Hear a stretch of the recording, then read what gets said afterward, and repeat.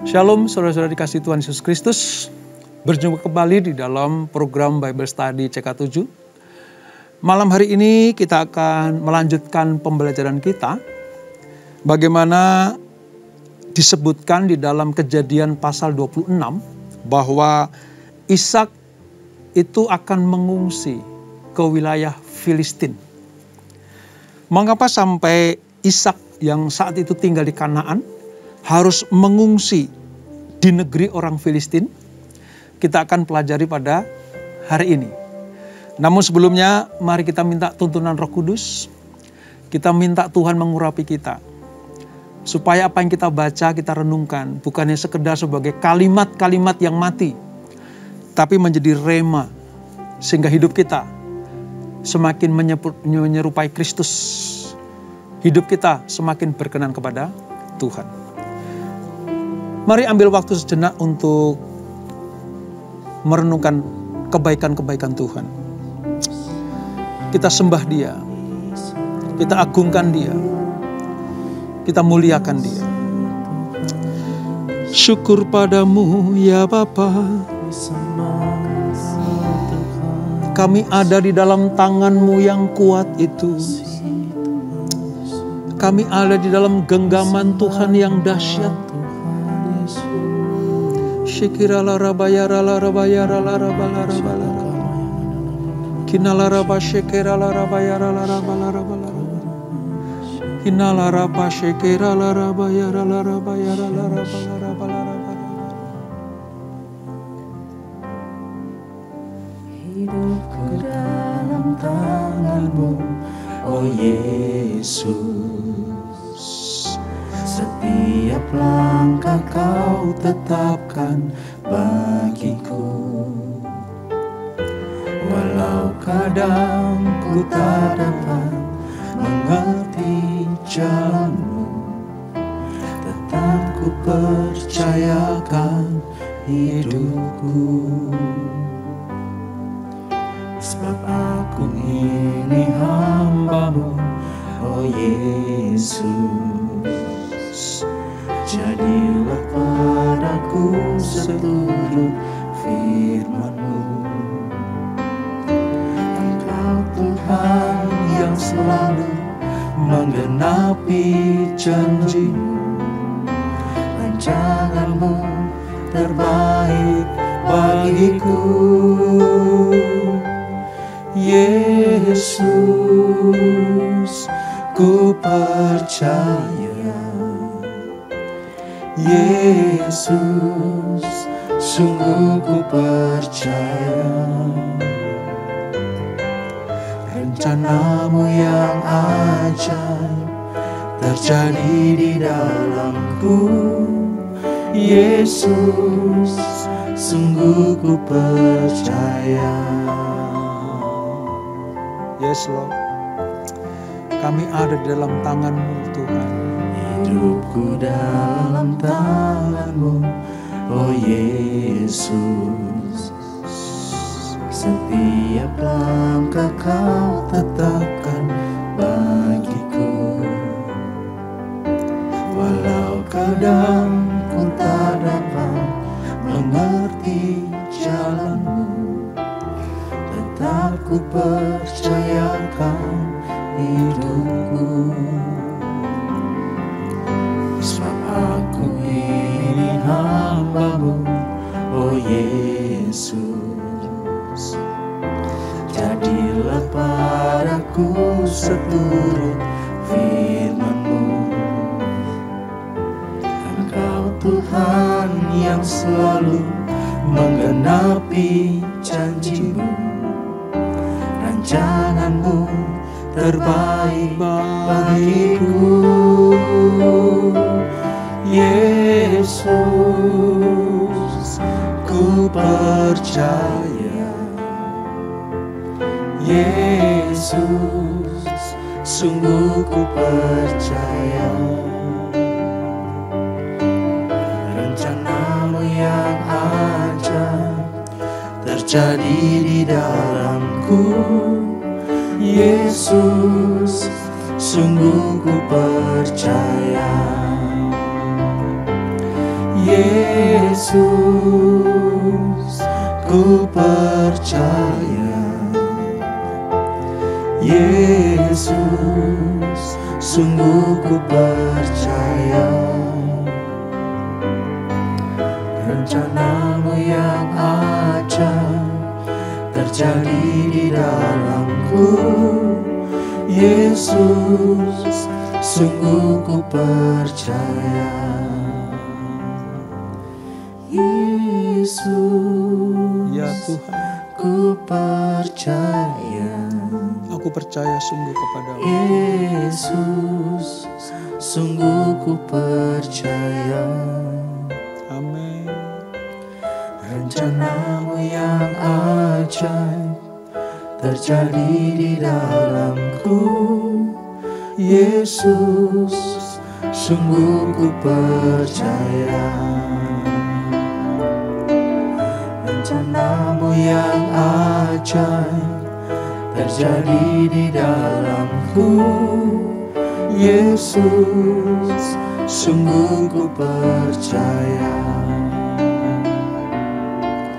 Rencanamu yang ajaib terjadi di dalamku. Yesus,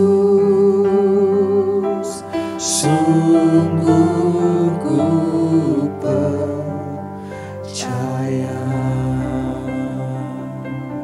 Haleluya.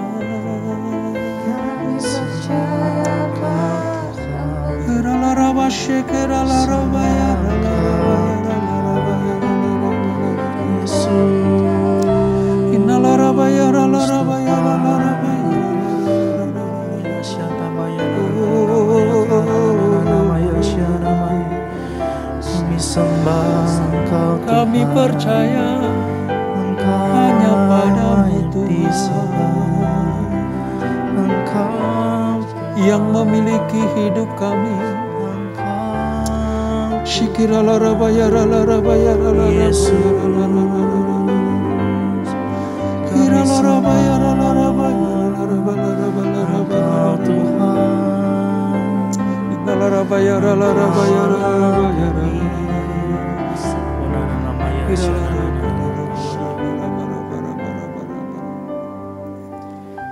Jalanmu tak terselami. Amin Tuhan. Oleh setiap hati kami,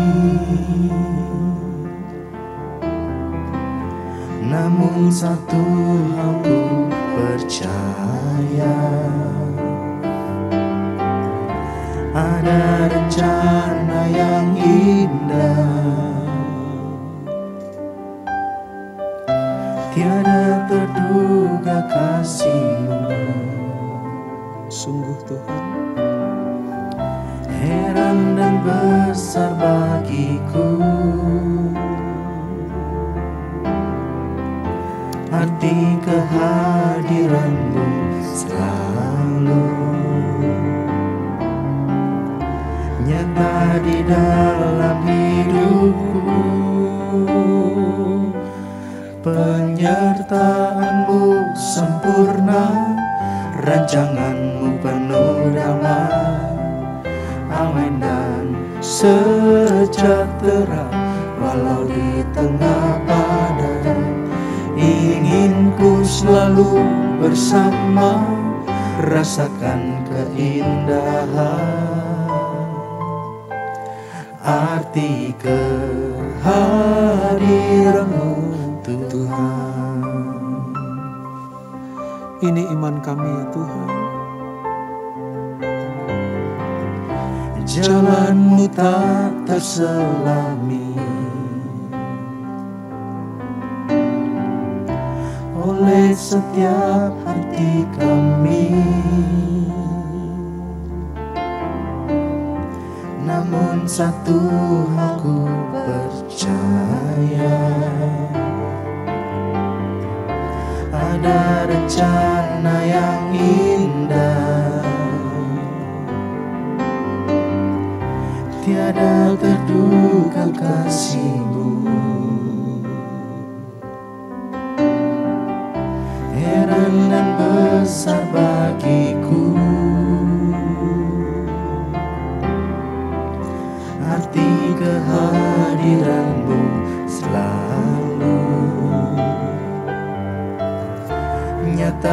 dalam hidupku. Penyertaan-Mu sempurna, rancangan-Mu penuh damai, aman dan sejahtera walau di tengah badai. Ingin ku selalu bersama, rasakan keindahan arti kehadiran-Mu Tuhan. Penyertaan-Mu sempurna, rancangan-Mu penuh damai, aman dan sejahtera walau di tengah badai. Ingin ku selalu bersama, rasakan keindahan arti kehadiran-Mu Tuhan. Sungguh sempurna Tuhan, penyertaan-Mu sempurna, rancangan-Mu penuh damai, aman dan sejahtera walau di tengah badai. Ingin ku selalu bersama, rasakan keindahan arti kehadiran-Mu Tuhan. Penyertaan-Mu sempurna, rancangan-Mu penuh damai, aman dan sejahtera walau di tengah badai. Ingin ku selalu bersama, rasakan keindahan arti kehadiran-Mu Tuhan. Arti kehadiran-Mu Tuhan. Arti kehadiran-Mu Tuhan. itu yang kami perlukan Tuhan. Penyertaan-Mu yang sempurna itu. Ini yang kami rindu-rindukan. Tuntunan dan lawatan-Mu. Kami mau merasakan kemuliaan yang Kau sediakan. Terima kasih Yesus. Terima kasih Tuhan. Terima kasih untuk hadirat-Mu. Ini Bapa kerinduan kami, anak-anak-Mu. Di tengah ketidakpastian dunia ini. Di tengah setiap masalah dan himpitan kehidupan. Kami mau penyertaan-Mu Tuhan. Kami mau hadirat-Mu. Kami mau tuntunan Tuhan. Sebab itulah kekuatan kami. Itulah kesanggupan kami untuk mengalahkan setiap masalah-masalah yang ada. Untuk mengatasi setiap problem hidup kami. Terima kasih Bapa untuk lawatan-Mu. Terima kasih untuk jamahan-Mu. Terima kasih untuk cinta dan kasih-Mu. Sehingga kami tetap kuat. Kami tetap tegak berdiri. Di tengah gelombang kehidupan yang tidak kecil dan sederhana ini. Kami percaya bersama dengan Engkau kami cakap menanggung segala sesuatu. Urapi kami Tuhan untuk mengerti akan firman-Mu yang sebentar kami akan renungkan. Kami akan pelajari. Biarlah ini bukan hanya menjadi tulisan-tulisan mati, tapi menjadi rema dalam hidup kami. Roh Kudus jamah kami. Roh Kudus urapi kami. Di dalam nama Yesus. Mari yang siap belajar firman Tuhan. Sama-sama kita katakan. Amin. Kita akan membuka Alkitab kita di dalam kitab Kejadian pasal yang ke-26 saudara. Di Alkitab buku saya halaman 25. Kita akan belajar tentang kondisi Ishak ketika mengalami kelaparan di tanah Kanaan, dia harus mengungsi ke Filistin. Kita akan membaca di ayat pertama sampai dengan ayat yang ke-6 terlebih dahulu. Kejadian 26 ayat 1 sampai 6. Demikian firman Tuhan. Ishak di negeri orang Filistin. Maka timbullah kelaparan di negeri itu. Ini bukan kelaparan yang pertama yang telah terjadi dalam zaman Abraham. Sebab itu, Ishak pergi ke Gerar kepada Abimelek, raja orang Filistin. Lalu Tuhan menampakkan diri kepadanya serta berfirman, "Janganlah pergi ke Mesir. Diamlah di negeri yang akan kukatakan kepadamu. Tinggallah di negeri ini sebagai orang asing. Maka aku akan menyertai engkau dan memberkati engkau. Sebab kepadamulah dan kepada keturunanmu akan kuberikan seluruh negeri ini. Dan aku akan menepati sumpah yang telah kuikrarkan kepada Abraham ayahmu. Aku akan membuat banyak keturunanmu seperti bintang di langit. Aku akan memberikan kepadamu keturunan seluruh negeri ini. Dan oleh keturunanmu semua bangsa di bumi akan mendapat berkat. Karena Abraham telah mendengarkan firmanku dan memelihara kewajibannya kepadaku, yaitu segala perintah, ketetapan, dan hukumku." Jadi, tinggallah Ishak di Gerar. Ya, saudara, jadi atas perintah Tuhan, Ishak ada di negeri Kanaan, mengalami kelaparan. Ishak tidak diizinkan Tuhan ke Mesir, tapi ke wilayah Filistin, tepatnya di wilayah Gerar. Nah, mari kita pelajari saudara, ya. Ishak pergi kepada Abimelek. Itu pemimpin di Gerar, saudara. Tadi saya katakan karena Kanaan ada bencana kelaparan. Untuk sementara, untuk seketika waktu lamanya, Ishak pergi tinggal di wilayah orang Filistin. Nah, yang menjadi raja di Filistin adalah Abimelek. Ini bukan Abimelek yang hidup pada zaman Abraham, ya, berbeda. Jadi ada Abimelek zamannya Abraham, ini Abimelek ini zamannya Ishak. Seperti nama misalnya Fir'aun, ya. Fir'aun kan tidak satu orang, saudara. Ada pengganti-pengganti, tapi sebutannya Fir'aun, gitu ya. Itu sebuah dinasti yang memerintah di Filistin. Seperti Fir'aun memerintah di Mesir, dinasti Fir'aun di Mesir, demikianlah dinasti, ya, Abimelek memerintah di Filistin. Nah, Gerar itu sebuah pemukiman kecil. Letaknya di pinggir jalan raya menuju ke Mesir. Kira-kira 11 mil di sebelah tenggara Gaza, yang kita kenal sebagai jalur Gaza itu, ya. Itu wilayah Gerar. Nah, ketika Ishak mendapatkan perintah Tuhan untuk pergi ke wilayah Filistin, Tuhan tidak serta-merta hanya memberikan perintah saja. Tapi Tuhan juga berjanji untuk menyertainya. Maka di ayat yang ketiga dan 4 tadi, ya, Tuhan berjanji untuk menyertai. Sampai-sampai dia harus menampakkan diri kepada Ishak. Dan menyalurkan kepadanya janji-janji yang diberikan kepada Abraham pada waktu itu. Diulang kembali, saudara. Janji-janji Allah kepada Abraham, bapaknya Ishak, itu diulang kembali pada zamannya Ishak. Karena Allah terikat kepada janjinya. Lewat keturunan Abraham, maka seluruh muka bumi akan diberkati. Seperti ayahnya, Ishak harus belajar hidup dengan janji-janji Allah. Karena memang Allah kita adalah Allah perjanjian.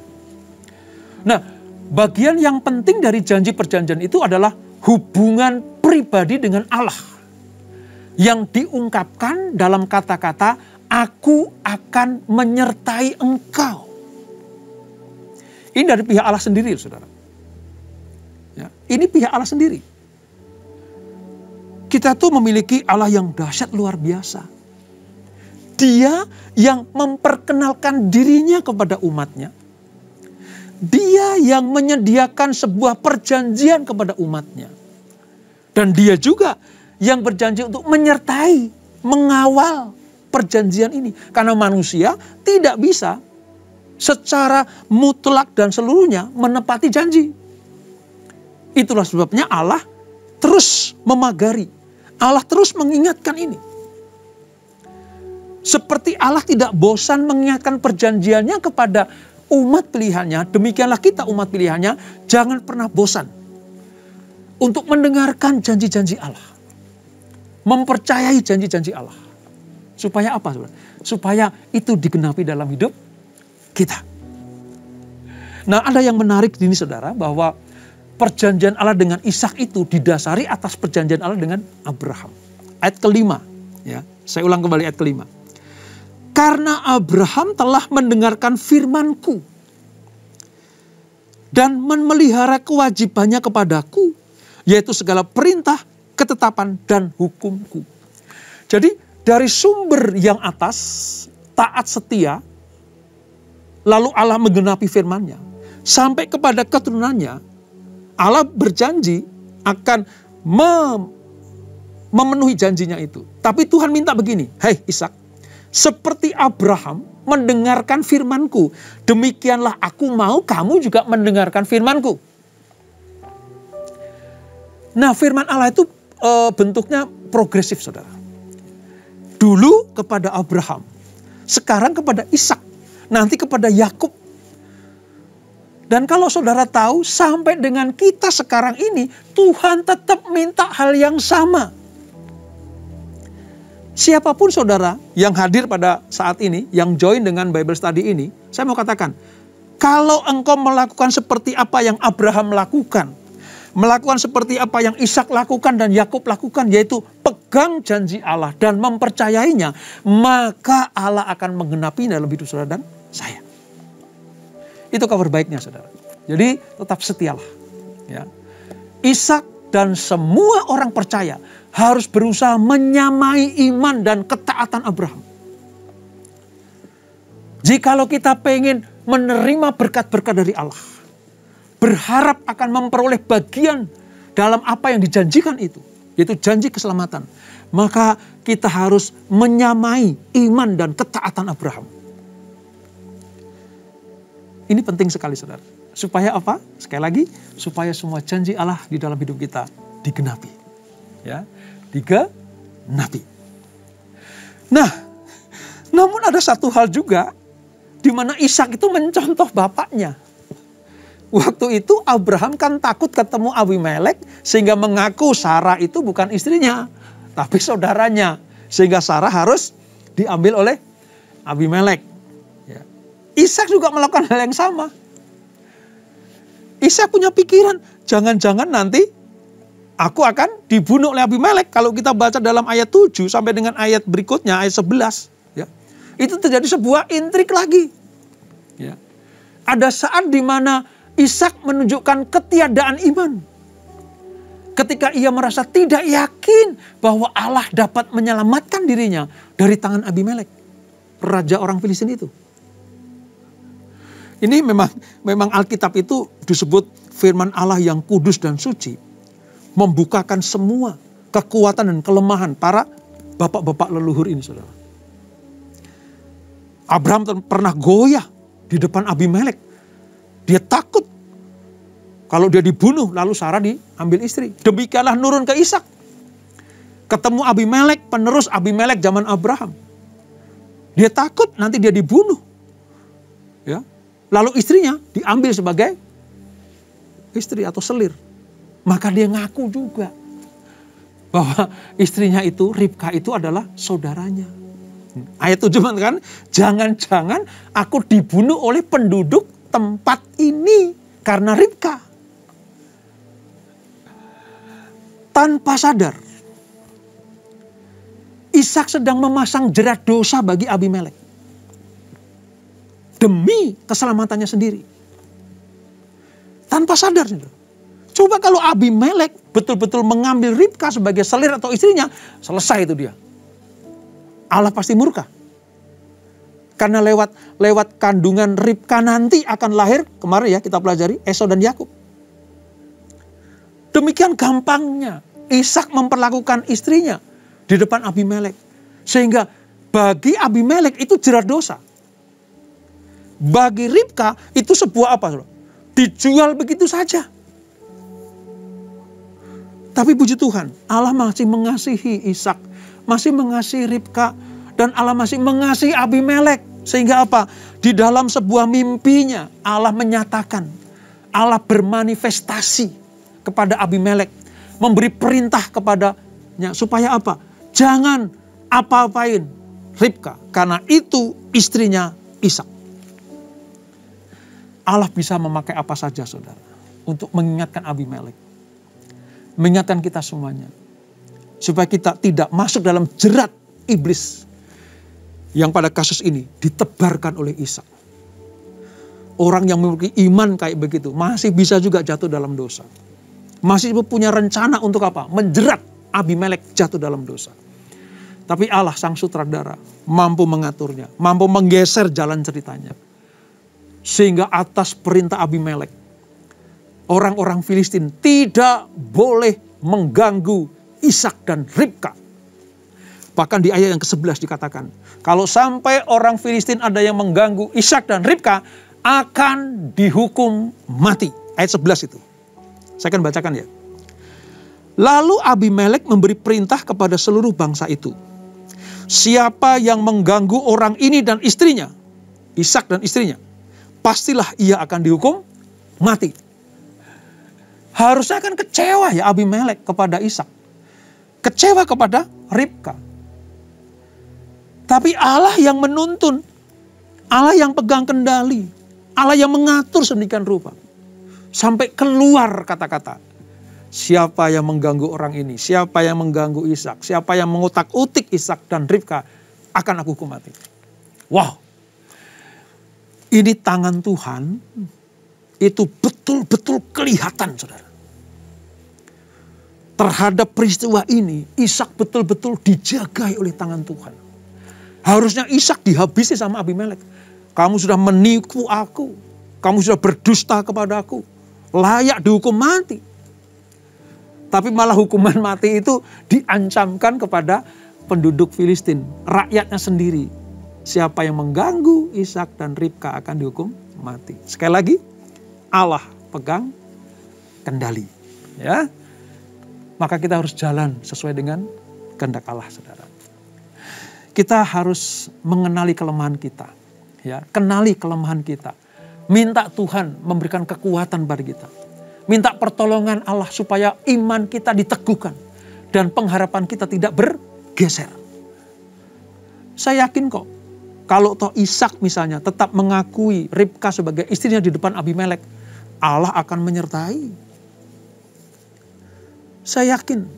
Kalau Ishak jujur tentang Ribka kepada Abimelek. Allah tetap akan menuntun anaknya ini.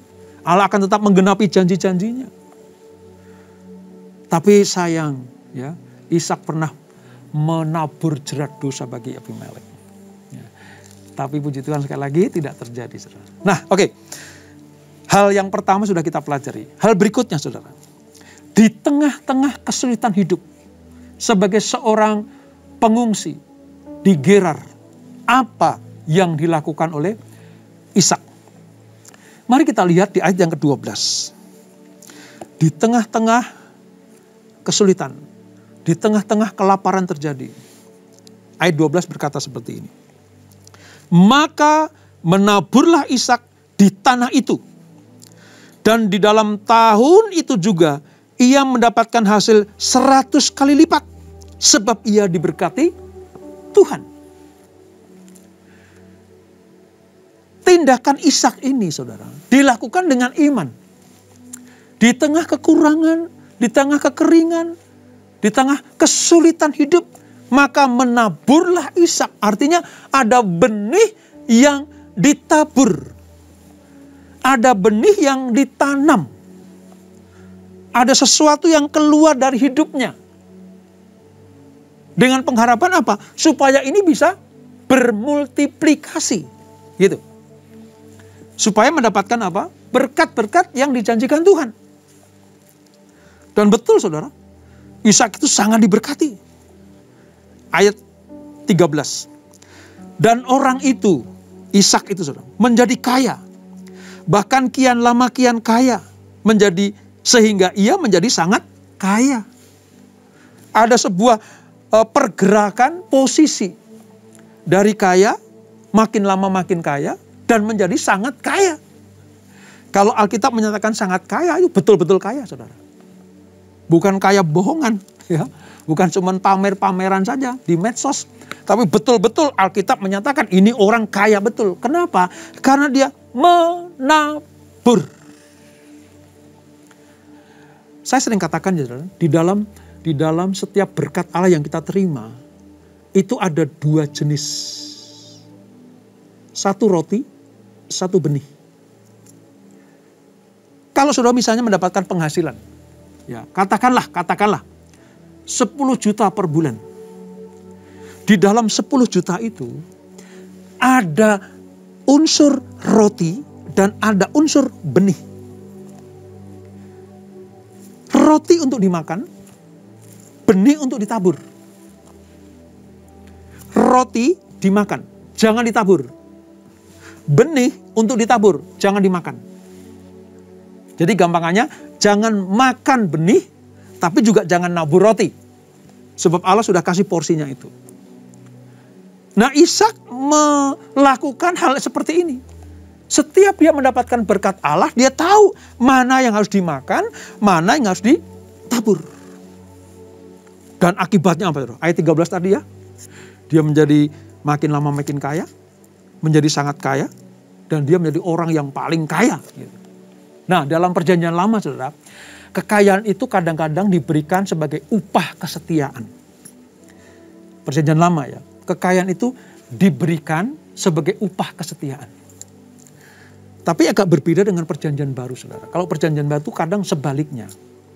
Kekayaan itu pada umumnya dipandang sebagai sesuatu yang mungkin ya, menghalangi hidup rohani dan penyerahan kepada Allah. Kenapa ini saya sampaikan? Supaya kita diingatkan. Hei orang-orang yang diberkati Tuhan. Hei orang-orang diperkaya Tuhan. Ingat ya, jangan sampai kekayaan kita itu justru menghalang-halangi hidup kita untuk tumbuh di dalam kerohanian.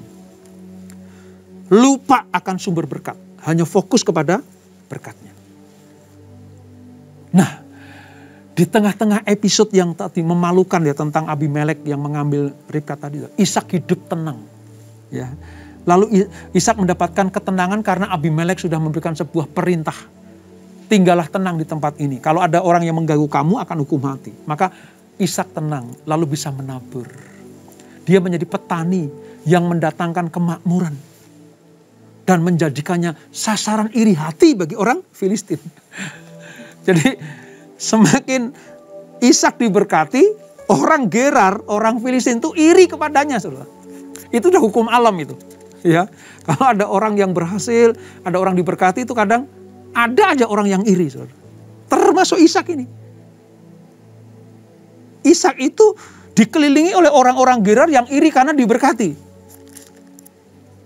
Nah, mari kita lihat seperti apa irinya orang Gerar kepada Ishak. Yang pertama saudara, kita baca kalau di dalam pasal 26 ini, ayat 15 sampai 33, itu intinya begini. Ishak itu menggali sumur. Ingat ya, air itu sangat berarti di Kanaan saudara. Di wilayah Mesopotamia, wilayah Timur Tengah sana sekarang ini, itu air itu sangat berharga. Oleh sebab itu hal pertama yang dilakukan selain dia menabur, dia harus menggali sumur. Nah, Ishak mulai dari awal lagi. Dia menemukan bahwa penduduk Gerar telah menutup semua sumur yang pernah digali oleh Abraham bapaknya.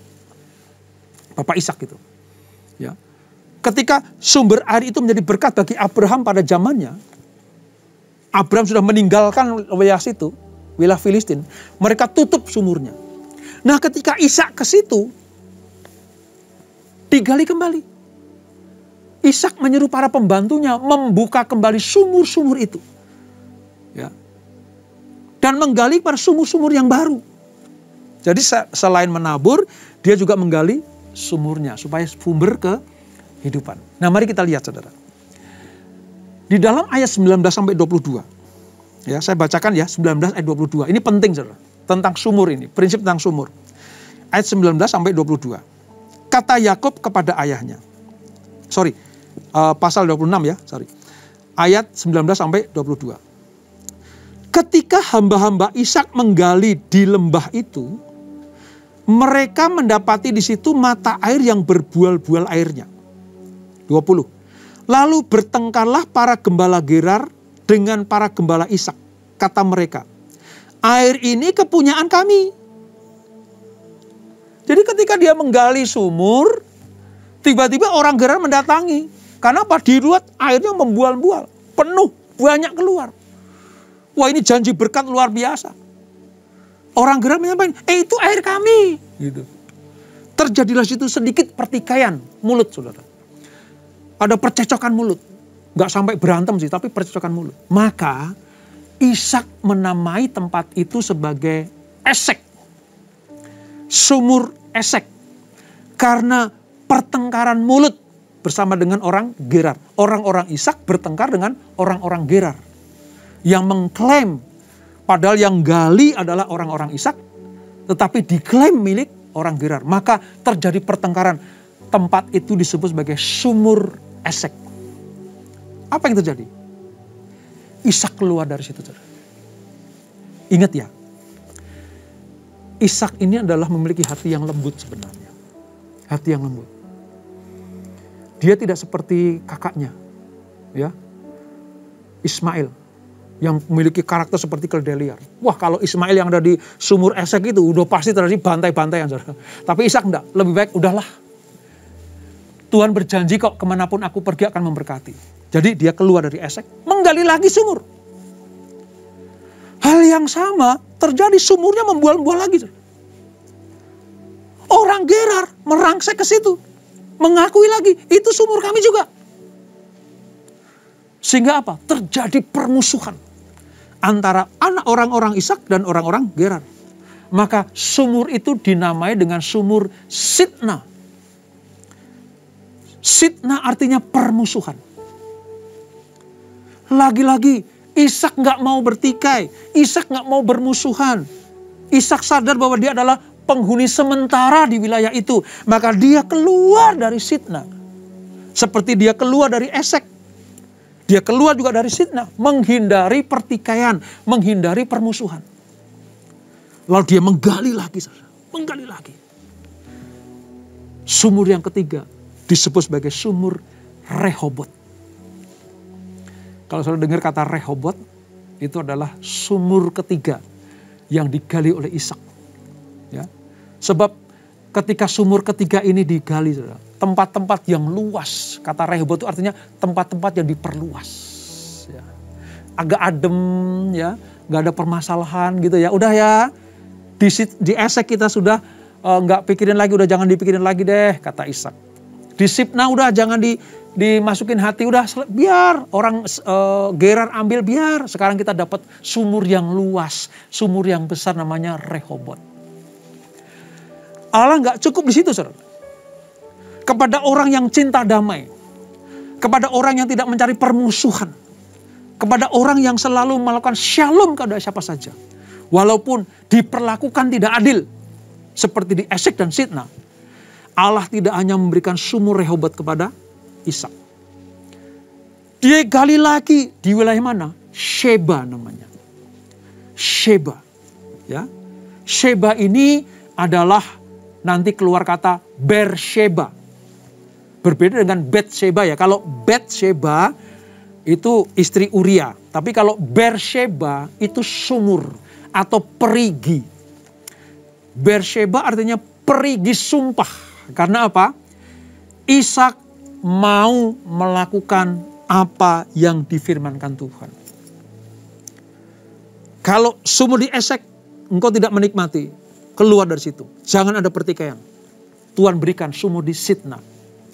Sumur di Sitna terjadi permusuhan. Tinggalkan situ.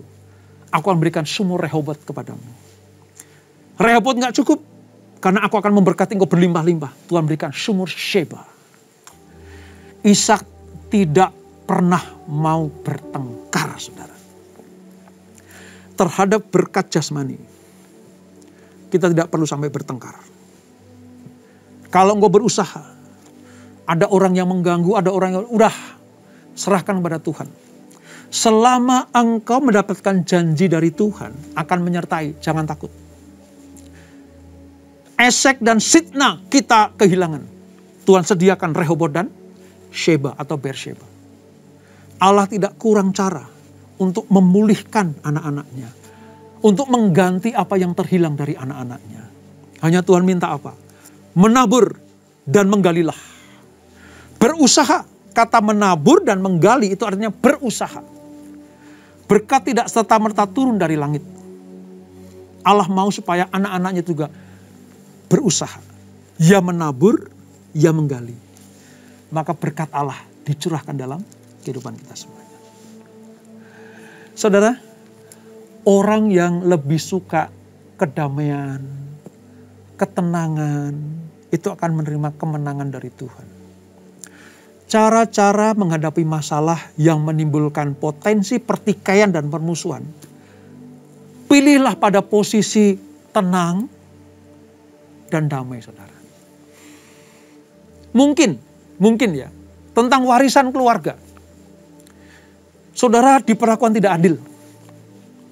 Wah, yang itu ya mungkin yang sulung atau yang laki-laki, wah mengklaim ini punyaku, ini punyaku. Sudahlah saudara. Tidak usah bertengkar.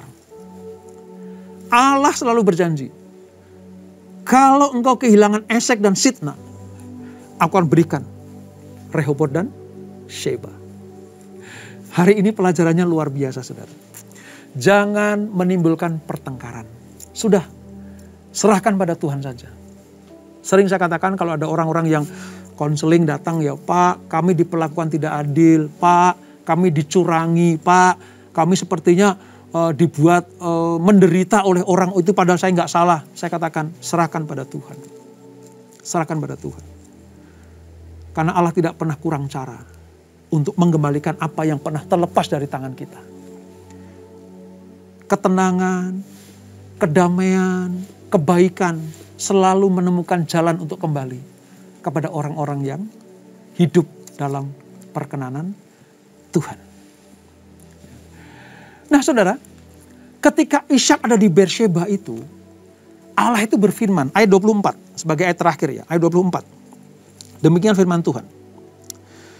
Lalu pada malam itu, Tuhan menampakkan diri kepadanya serta berfirman, Akulah Allah ayahmu Abraham, janganlah takut, sebab aku menyertai engkau.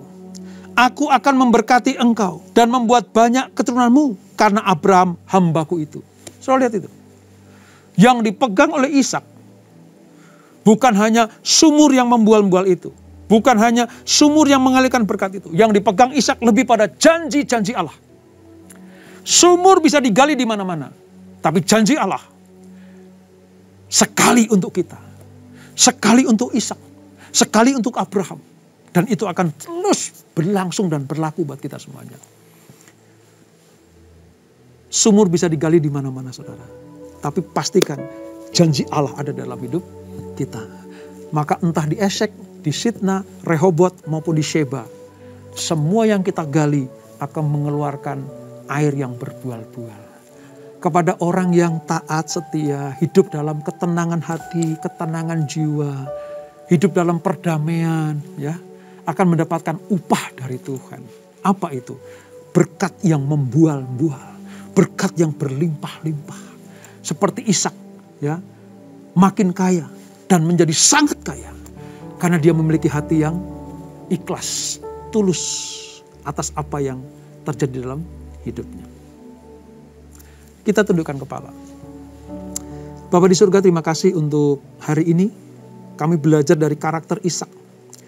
Walaupun banyak hal yang kadang dilakukan Ishak tidak sesuai dengan kehendak-Mu, seperti mengakui Ribka di hadapan Abimelek.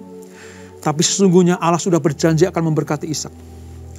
Dan ketika Ishak pegang janji itu, dia menabur dan menggali. Semuanya mendatangkan berkat. Oleh sebab itu Tuhan, kami ingat sekarang.